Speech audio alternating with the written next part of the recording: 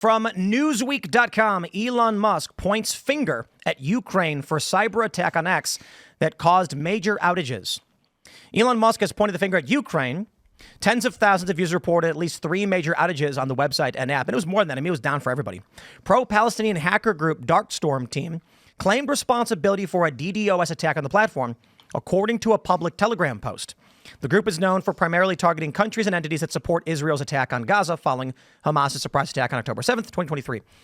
However, Musk suggested that a large coordinated group and or a country is involved in the massive hack in a series of posts on X. We get attacked every day, but this was done with a lot of resources. I personally don't believe Darkstorm team is behind this, or if it is, we would call these privateer groups for corporations or government.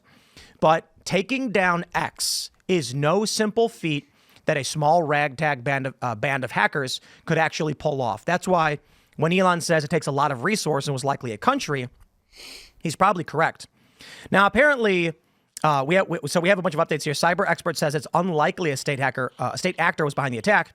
The cyber operations expert said it doesn't make a lot of sense that a state actor would be behind the attack on X today after Elon claimed that a country was to blame.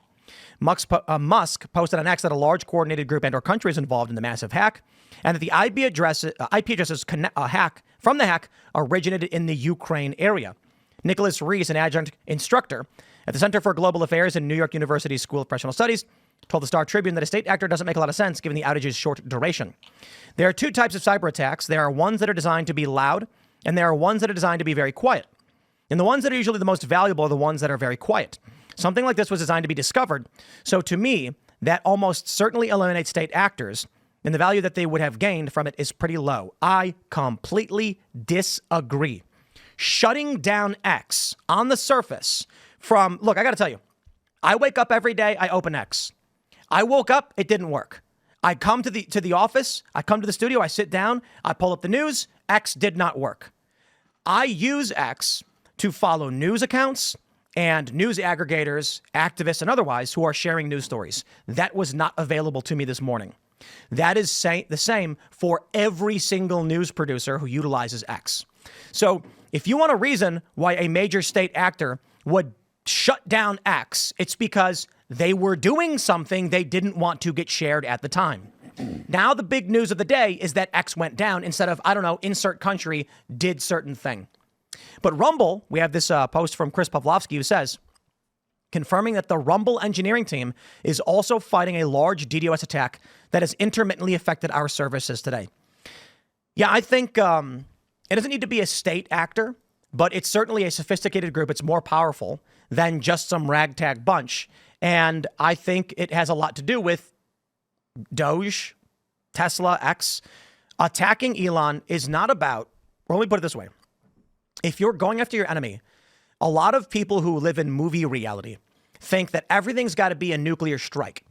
When we talk about World War III and we say Vladimir Putin would, if pushed to it, use nuclear weapons, in their mind, they're imagining quite literally 17 ICBMs, MIRVs launching in the air and just bombing the entirety of the United States. The most extreme. No, we're talking about nuclear artillery, low yield bombs, gravity bombs, a 1 megaton gravity bomb, things that are going to give them a decisive victory in a key area. So for these attacks on Elon, you want I would say what they are trying to accomplish, I'd imagine, is death by 1,000 cuts.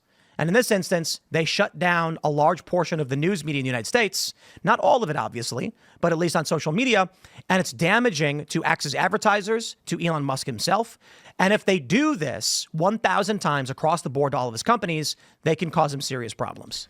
Do you think that it's worth considering what else has been happening in Elon Musk's life? I mean, wasn't there a coordinated thing where a bunch of Tesla dealerships got set on fire? Right. And a bunch of death threats got sent to him, and now this?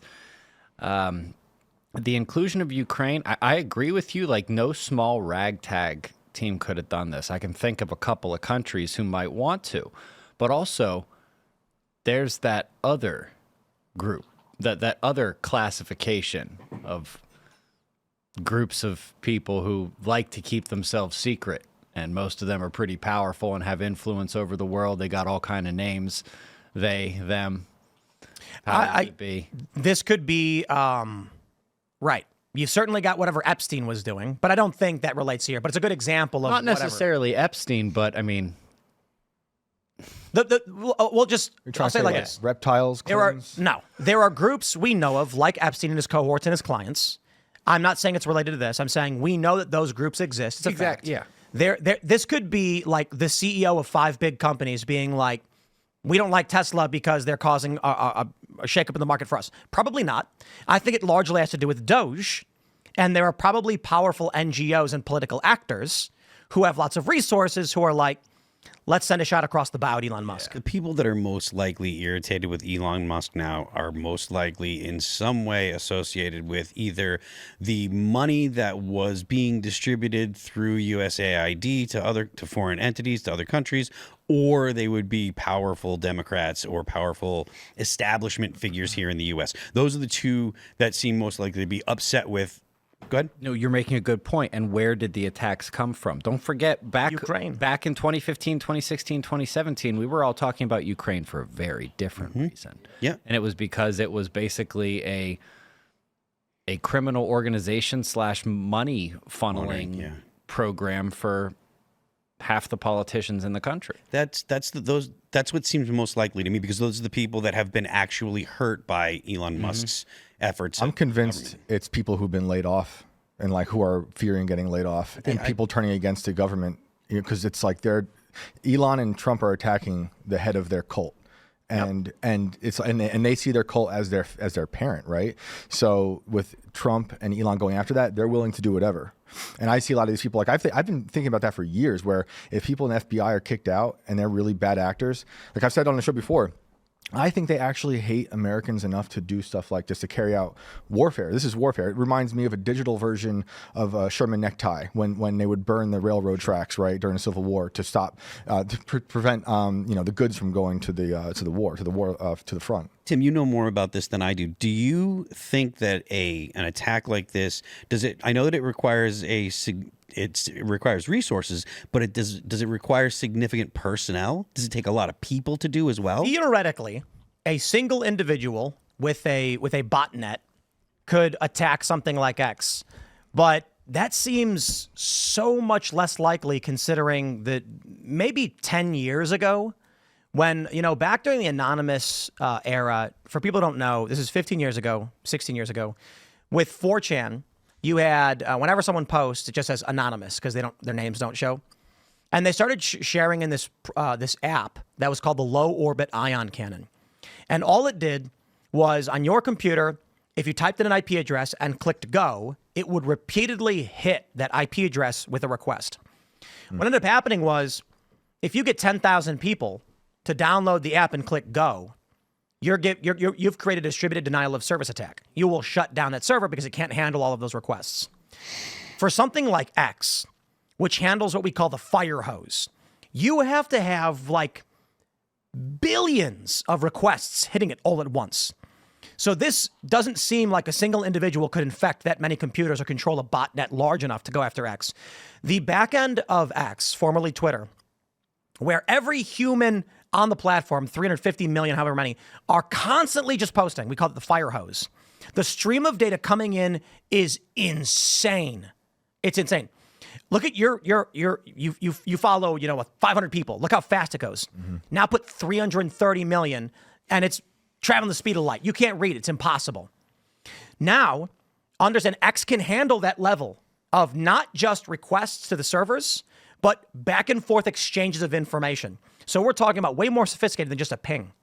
You're going to need 10 to 30 billion pings to shut down X. That is not a single actor or a small who has access to a quantum computer, right? That was the beginning of this year. They're talking about quantum computers really taking off. Quantum computer is substantially different and probably wouldn't have anything to do with this. You don't think it could help crack some code to get in to the back end? There's no cracking a code for a DDoS. Yeah, if I understand. And nobody's got a quantum computer in their garage.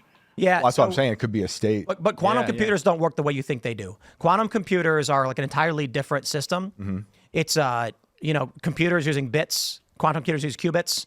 Quantum computers, I don't know, interface directly with traditional computers. Yeah, I don't know. So I think it's possible. but it doesn't make sense. Yeah. So quantum computers in this regard doesn't make any sense. Okay.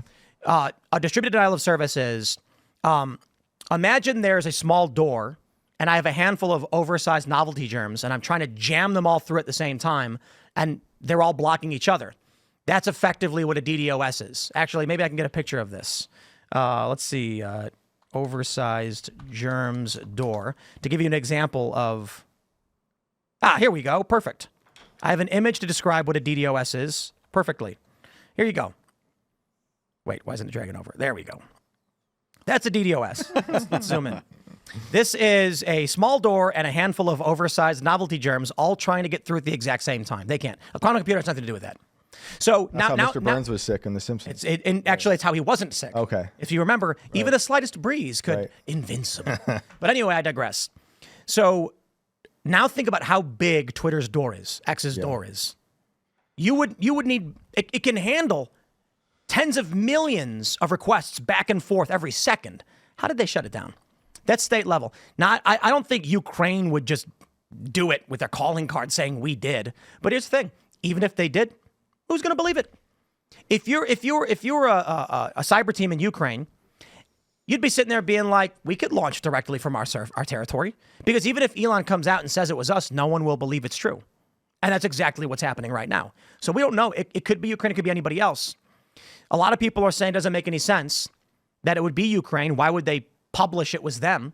Then the same problem is because no one would believe it anyway. So someone's attacking X and someone's attacking Rumble.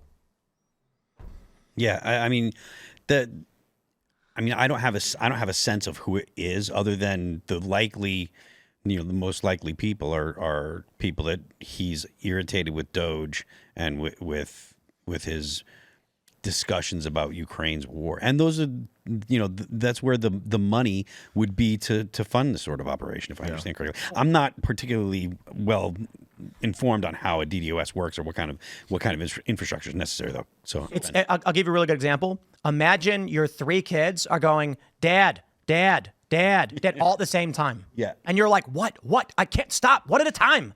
That's a DDoS. Yeah, I mean, I get what it is. I'm saying I don't know how. I don't know what kind of infrastructure you need. That's why I asked, what kind of infrastructure do you need to do it? So again, a botnet could be as simple as someone makes a virus. The virus is then sent to 10 people, which tricks their computer into sending it to 10 people. After a few weeks, they have 15,000 computers are infected.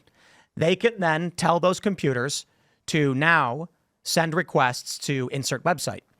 15,000 computers are all spamming, phil.com or whatever, and it can't handle the traffic, so it shuts down. That's a DDoS. X is much too big for something a regular person could do. So what do these things have in common? Elon, Doge, Tesla, X, Rumble. I'm starting to think... Pretty obvious. Anti-establishment infrastructure. That is true. My brain was starting to go like, which countries are getting just lit up on Rumble and X every single day? Every single day. It's Iran, Syria, Israel, Ukraine, Russia.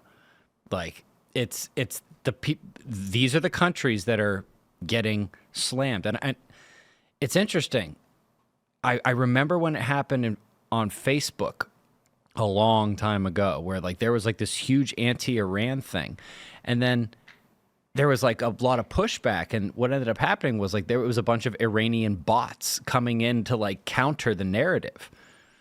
That's happening on X every day, not just with Ukraine. It's happening with Russia. It's happening with Israel. I don't really see it happening with Gaza and Palestine. Nobody's really trying to have an argument about them, but Israel, Ukraine, Russia, it's almost like a bot war going back and forth. I mean, one person can post, oh, take a look at this last name. That's all they can say. And there will be a war going on for hours in the chat room. What are you trying to say? It's... There was a tweet or a post that I saw on X the other day, very recently, but I'm not sure exactly where, and I don't remember if I retweeted it or not. But it had shown how simple the how simple a botnet is to run, or how simple it is to run multiple accounts. You know, and There was a post where the Chinese person had one screen up and there's Yeah. 50 accounts just speeding through and posting that's things. exactly what I'm thinking of. Yeah. And so I mean, It's dead internet theory, bro. well, yeah, but that, I mean, if that It's true. is, if that's something that, you know, one person can do, if you set up, you know, a handful of people, maybe that could be enough to you know, attack. Because if I was reading like another post about like what it takes for DDoS, and they were talking about you can have like your online thermostats and your online refrigerators, those things that are connected to the internet, those can be used to because all it is a query. Like Tim was saying, they're not trying to do anything to X. They're just sending messages saying, hey, just like, you know, Mom, exactly. And so if you can have something as simple as, you know, the Internet of Everything, if you can send out some kind of, you know, whether it be a virus or whatever to, you know, every single Nest thermostat or every single, you know, Whirlpool washer, and then you use them all to do it. Maybe it is something that doesn't take a massive amount of people. Anything that can connect to the internet, anything that has access to your home Wi-Fi network. And think about it, like there's not significant security on your refrigerator because your refrigerator just says, "Hey, you're almost out of milk." I think fridges should not have Wi-Fi. Fair enough. I mean, that's Or fine. toasters. You're right. Or toasters or anything. Look, I mean, you can be if you're against the Internet of Everything, that's fine. I'm completely. Even Elon once I don't said have there's a too problem. much robots. Yeah, in the, but kitchen. the point that I'm making is because it's low.